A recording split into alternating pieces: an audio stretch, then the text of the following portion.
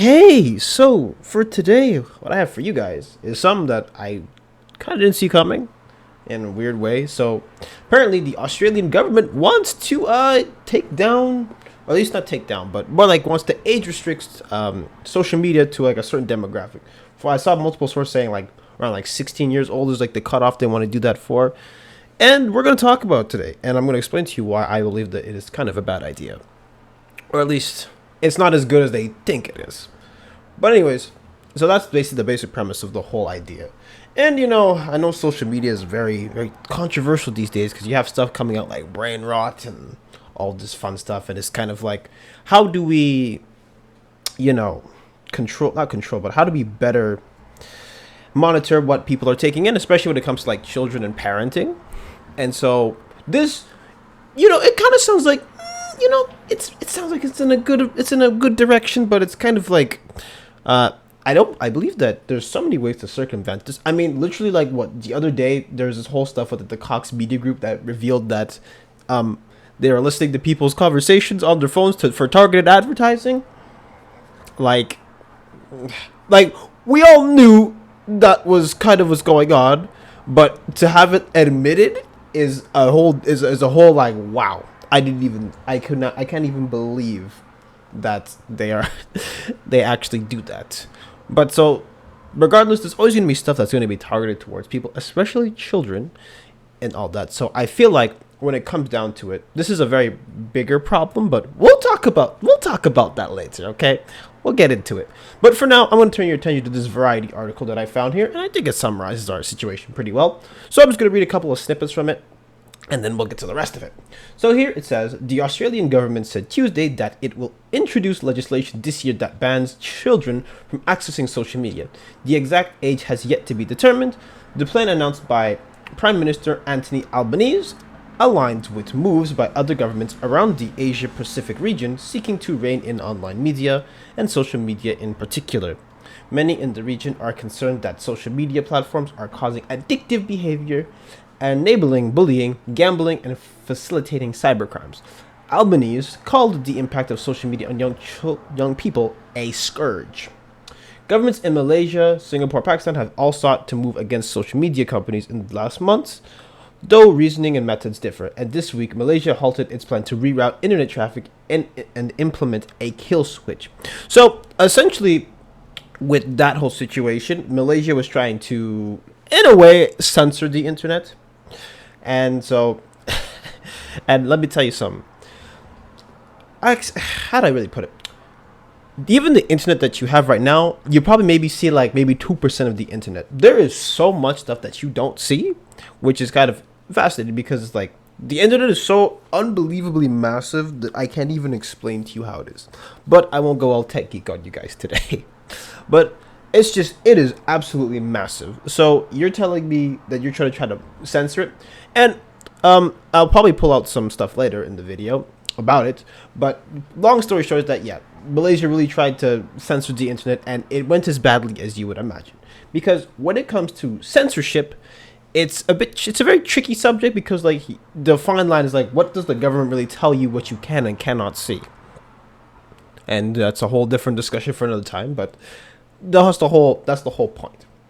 So anyways, going down a bit more on this article, so it says Albanese said that the government is looking at introducing a minimum age of 14 to 16, and that he personally prefers 16 to be the youngest age at which access to sites such as Instagram and TikTok would be permitted.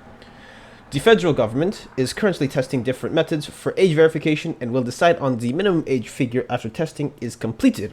It says it will develop legislation in conjunction with the country's states in order to avoid different local rules. The state of South Australia, which includes Adelaide, has been the most active in the matter and recently proposed rules that would force social media companies to ban children under 13 from their sites.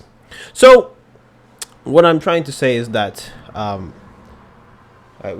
anyways, I'm stumbling my words here, but essentially, what is just saying is that they're trying to get you up under 13. That seems what they seem to identify as children in this case.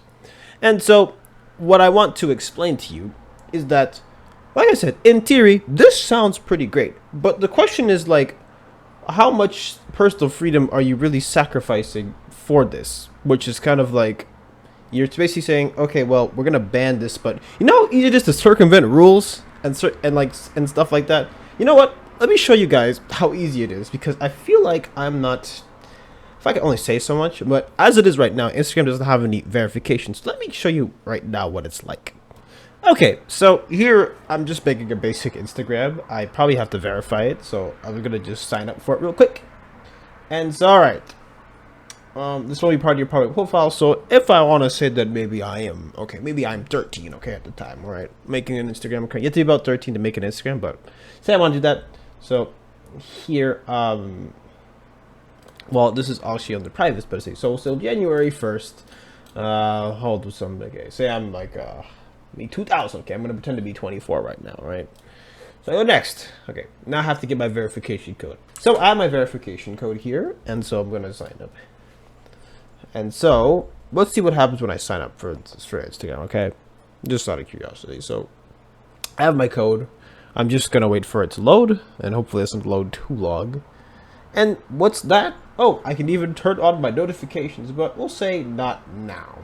And so, see here, I'm already recommended a bunch of people who are just, you know, just popular. And say if I go into the Explore page right now, guess what?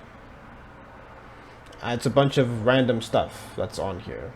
So, what's my point here? My point is that it is so easy to make an account to the point where you can actually just do whatever you want.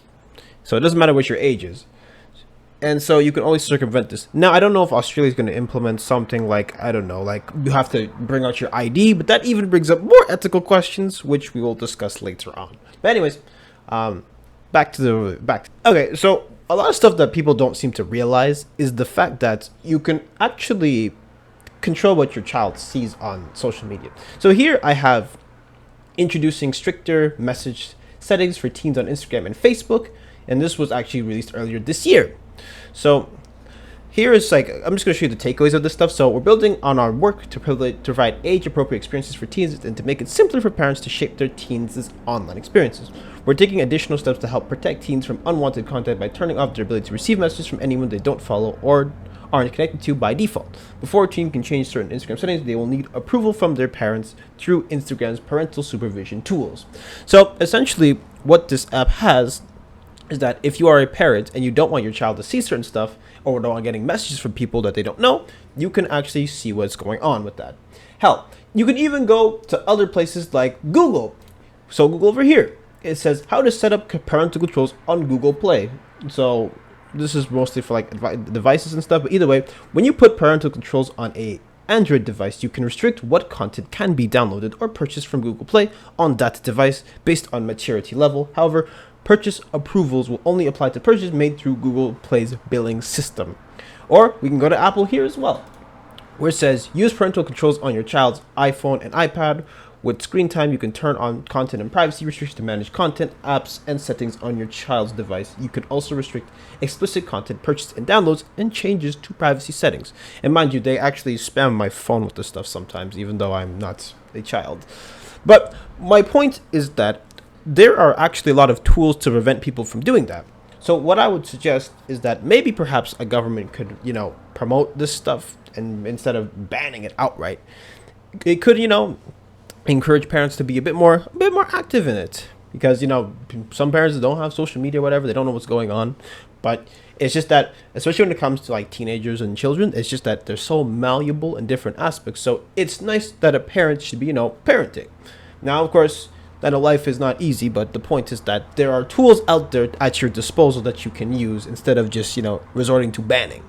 And on top of that too, the bigger question is like, if you ban stuff from like, you know, children, is it really going to help them? Because to me, okay, well, some content you shouldn't be seeing. However, when it comes to like finding ideas and stuff like that shouldn't be really censored, because how do you like combat bad ideas? You challenge them. You don't just let them sit there. You have to challenge the ideas. You have to challenge it, because if you don't, then how do you improve your worldview? And sometimes you're gonna have to stumble a bit.